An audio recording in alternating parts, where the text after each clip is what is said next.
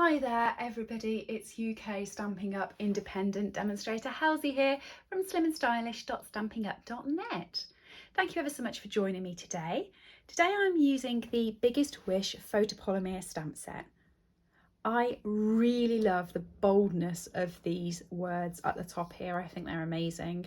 And while I do love curly calligraphy, these are my favourite fonts I think ever because they're just pow. The card I've made today is this one. It's going to be a bit unusual for me today because normally when I have colouring markers on my desk, I'm normally using the blends, but today I'm using the Stampin' Write markers to create this awesome rainbow effect.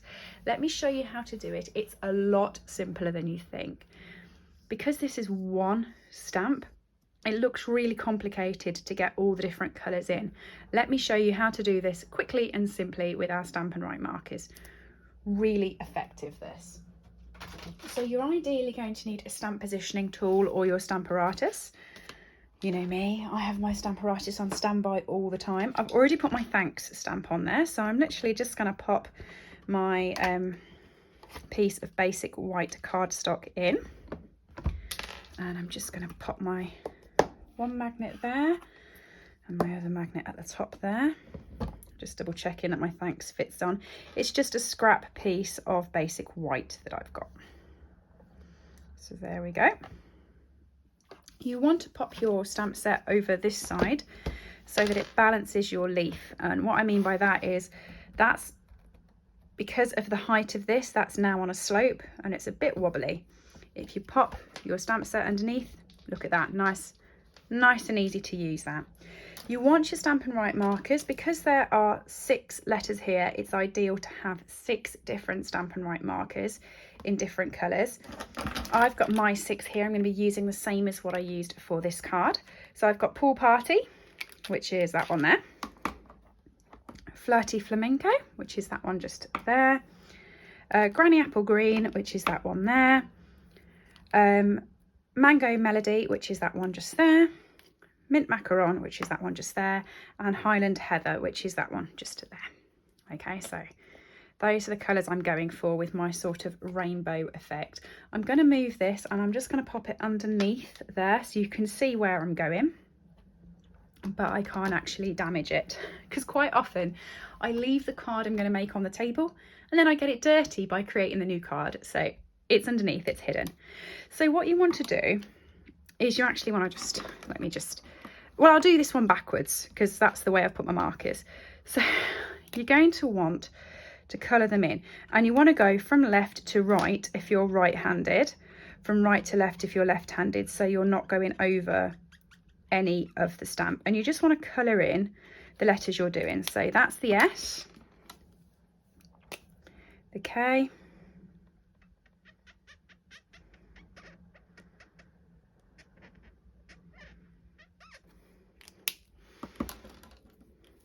the N. These markers have both a brush tip and a writing tip, which is really cool because it means you can do your colouring, but you can also write inside the card with the exact same colour that the card is made of, which I just think is brilliant. I love how everything coordinates with Stampin' Up, I just really do. I used to do wedding cards and things before I was a demonstrator for Stampin' Up. And it used to really annoy me that people used to order sort of bulk amounts, because that's what you do for weddings, and halfway through the ink would run out or they'd want a ribbon that matched, and you know, it was just so hard to get things that coordinated. But it's not with Stampin' Up, everything goes. So now what I'm going to do, and you're going to see my head for 2 seconds, is I'm just going to breathe onto this. Okay, just reactivates the ink, and I'm just going to stamp that down. Give it a big push. And the reason you're using a stamp positioning tool is because this might not take perfectly the first time. So I can see I've just missed a bit of the N here, and there's a little bit of the S there that doesn't seem to be taking. So I'm just going to lift it straight back off, keeping it in the exact same place. And you can see what I mean just about the top of the N and the top of the S. So I'm going to come along again. I'm actually going to work this way back. Oh no, I'm not, because of my hand being in the wrong direction. I'm going to work this way, but I'm going to go a bit quicker so that the ink doesn't dry up as much, because I'm not sure if that's why that tail bit's tailed off. What you can do actually, which I might do, is because you're on the stamp positioning tool,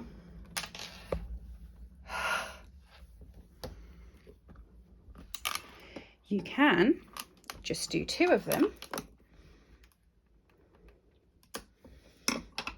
See, that's so much better. And then do the next 2, and that will save it drying up just a bit too much.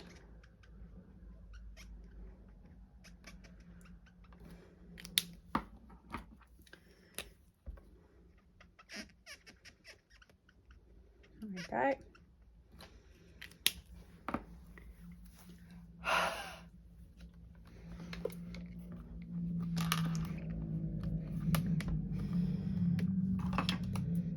And get this bit out.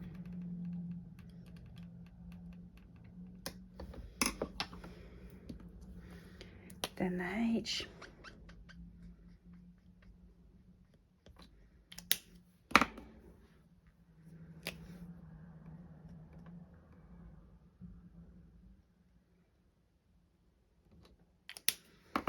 And the T.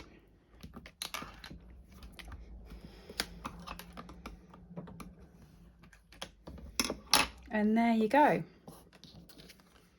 There is your thanks. Rainbow style. Well, I won't close that down actually because I need to clean that, otherwise it's going to mark my mat. Okay, next bit up is the friend. So that's with this lovely sort of calligraphy kind of font underneath. I've already got it on my block. And you're going to need your Memento ink pad for this. And you just want to pop the ink on. Line that up underneath the font like that, and there you go. Thanks, friend.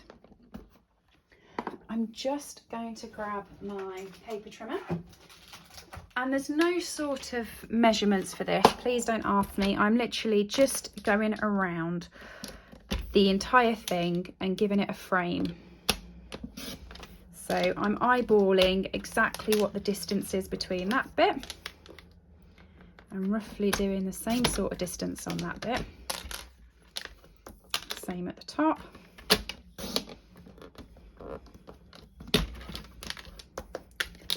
Same at the bottom. So on a few of my projects, I do work out what the sizes are of the actual piece of paper and of the mat. I'm really just not doing it on this one. I'm eyeballing it. So let me show you how I do this on my backing paper now. So I just pop a little bit of adhesive on there, and I stick it onto the corner of my basic black cardstock with the colour, the size frame that I actually want. And then I'm going to pop that through, and I can roughly eyeball when I'm at the right place.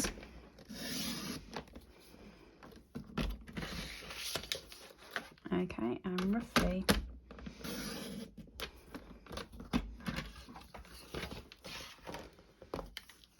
there we go. Okay. So what I'm going to do now is I have got a piece of basic white. This is 10 centimeters by 14.25, but don't listen to that because I'm actually going to chop it down a little bit further. So I'm going to take it to 13.85 and 9.5 centimeters.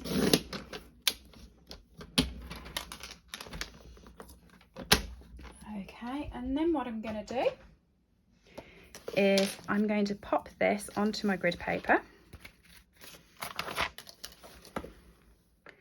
and I'm just going to give myself a masked border, so sort of like there at about 5 centimeters in. Okay, I've then got these little crisscrossies that are on here, and what you're going to need to have handy is your chamois. Okay, now it's really up to you. You can use your Stampin' Write markers if you really want to use your Stampin' Write markers, or you can use the ink pads if you've got the ink pads for all the colour. You might not. Some of the people that I have for my classes bought the Stampin' Write markers because it was cheaper to buy all the Stampin' Write markers than it was cheaper to buy all the ink pads. And then they use the Stampin' Write markers on the stamps instead. So it depends what you've got, but I've got all the colours. So I am just going to, for quickness, because I'm very aware you're sitting watching this, I don't want it to take forever. I'm just going to use the colour inks that coordinate with the Stampin' Write markers, and this is exactly what I was talking about earlier. Look, spot on, exactly the same colour in there. Highland Heather.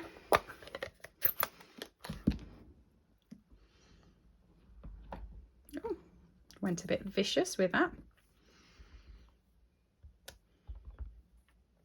And this is very unlike me. You'll notice I'm going off the grid paper without having a protective grid paper underneath, but it's because I already got it dirty. So I've stopped caring about it looking so pretty now. Flirty Flamingo. And you'll notice I'm just putting a few of each one sort of onto here.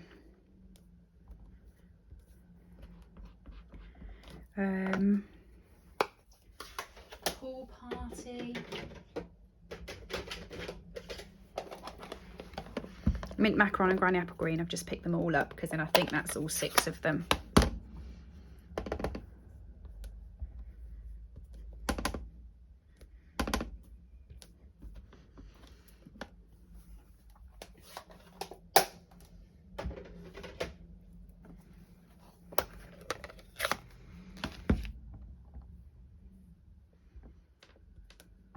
I think these Stampin' Write markers are actually really effective when you can get sort of 2 or 3 colours going on it and you actually create these sort of effects. And it's really fun as well if you do them in an ombre. So for instance, if you'd started out with Pool Party and worked all your way up to Pacific Point and you had all your blues, that would look really cool as well. So I'm just popping that in there. And then it means we're talking about Stampin' Write markers. The basic black Stampin' Write marker is what you're going to need next. Now, this comes separately, so you can buy the black one on its own. The rest you have to buy in colour families, but the black one you can buy singly on its own, which I always think is really good because it gives you a way of just testing one Stampin' Write marker and seeing if you like the idea. Okay, so I'm just going to line that up with where I put my, what should I put on there? My Post-it notes. So I'm just going to line it up and draw myself a nice line down there. And then I'm going to move my ruler just ever so slightly so I can create a thicker line. Okay.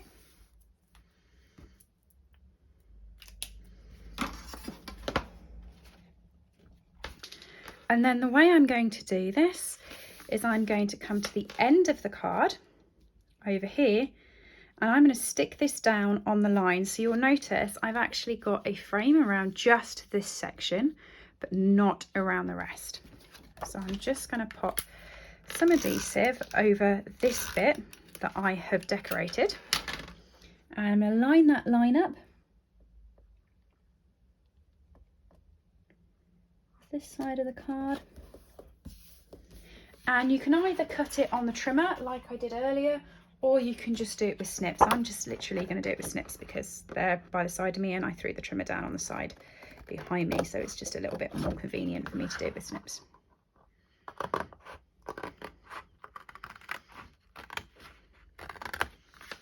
There you are. Actually, didn't do that as close to the card as I thought I was going to. You want to create it, well, I want to create it quite a thin border because I've only done a thin line with my marker pen. You could do a thicker line with your marker pen and have a thicker border. Okay, that's better. Then you want to pop this onto your base cardstock. So I've already got a thick piece of basic white cut and scored in half. There we go.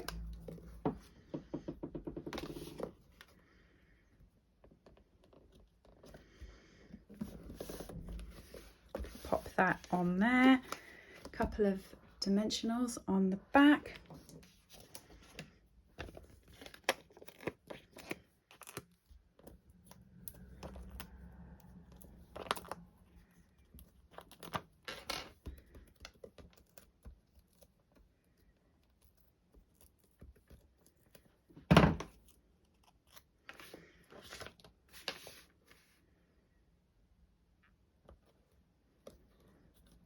There we go.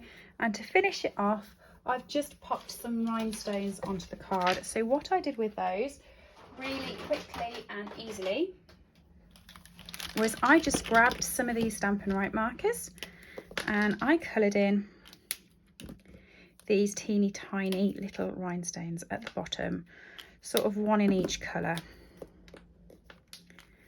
The only issue I'm going to have with this one for you is you need to wait. So when you do them with blends, you can colour them in and put them straight on your card. When you do them with Stampin' Right markers, you actually have to wait for it to dry, because if I put my finger on top of one of these now, you see you'd get the colouring on there, which you don't want to do because you're going to end up messing your card up.